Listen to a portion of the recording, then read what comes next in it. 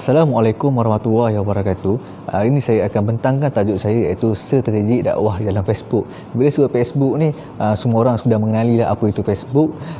Dan kalau seharian dalam hidup kita, kalau kita tak buka Facebook ni macam tak lengkap.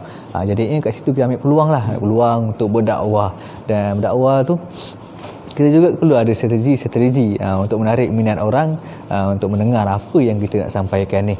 Okey, sebelum tu saya nak terangkan apa itu maksud dakwah. Dakwah ni berasal daripada perkataan da'a yad'u du'aan wa da'watan, bermaksud memanggil, menamakan, menjemput ataupun menyeru.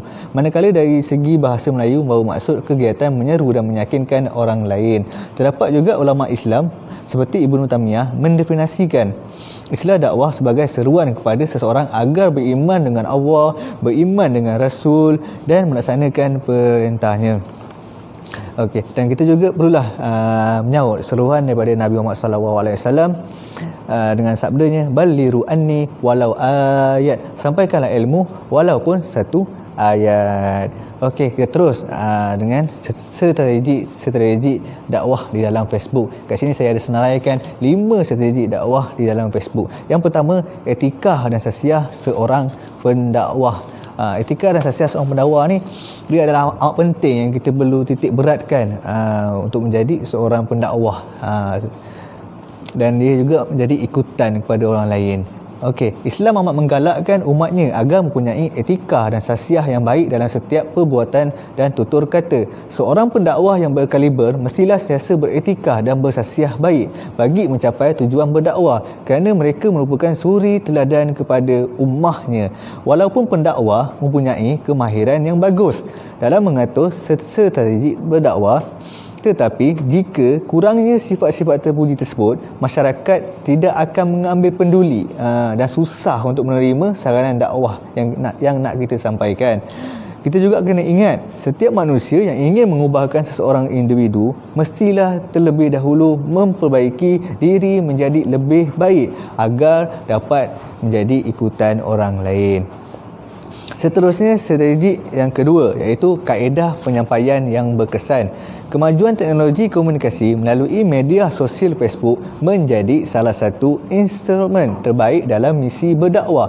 Para pendakwah perlu bersikap bijaksana dalam mengendalikan saluran Facebook sebagai wasilah penyampaian dakwah yang berkesan, yang tidak hanya tertumpu kepada satu cara yang tertentu. Kaedah penyampaian dakwah melalui saluran Facebook boleh dilakukan sama ada melalui kaedah penulisan maupun komunikasi iaitu tutur kata. Pendekatan tersebut harus dilakukan dengan menzahirkan tutur kata secara sopan santun, lemah lembut serta mengemukakan hujah-hujah dengan baik dan menunjukkan kemesraan antara masyarakat agar mesej yang disampaikan mudah diterima dan difahami. Kita kena ingat, kefahaman seseorang individu untuk mendalami ajaran Islam bukan hanya terletak pada kehebatan sesuatu teknologi, tetapi terletak pada mutu cara penyampaiannya yang seharusnya memenuhi kehendak setiap masyarakat.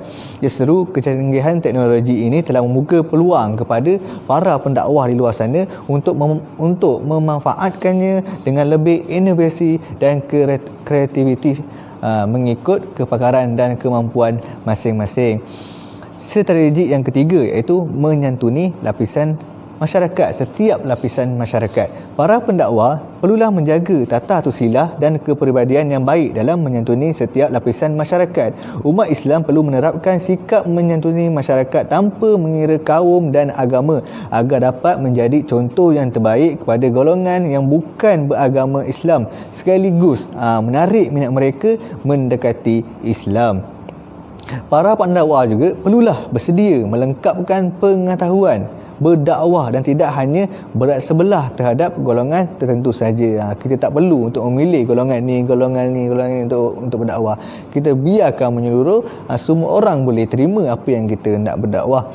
Seterusnya, kaedah pemilihan topik dan tajuk yang sesuai. Kegiatan dakwah secara umumnya boleh difahami sebagai salah satu usaha untuk memberi penyelesaian secara Islami terhadap pelbagai masalah dalam semua aspek kehidupan. Pemilihan topik yang berpandukan kesahihan sumber maklumatnya menarik dan terkini menjadi faktor keberkesanan dakwah melalui Facebook.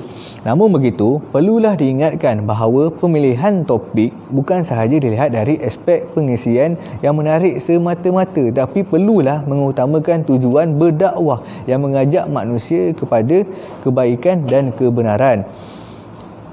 Oleh itu, elemen-elemen yang berteraskan nilai-nilai Islam seharusnya diketengahkan, dikedepankan dalam setiap penyampaian dakwah agar masalah, kemungkaran dan sosial dalam masyarakat Islam dapat dibendung sekaligus dapat menarik minat masyarakat bukan Islam untuk mendalaminya.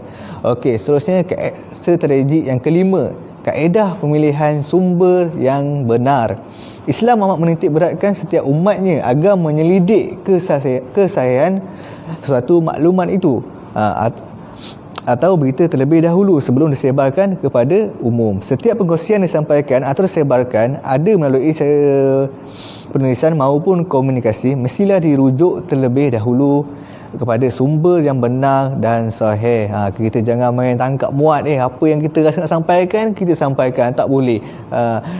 Biar apa yang disampaikan itu daripada sumber yang benar. Kita rujuk daripada Al-Quran dan hadis. Dan akhirnya habislah strategi itu. Saya ada senaraikan 5 tadi, itulah strateginya.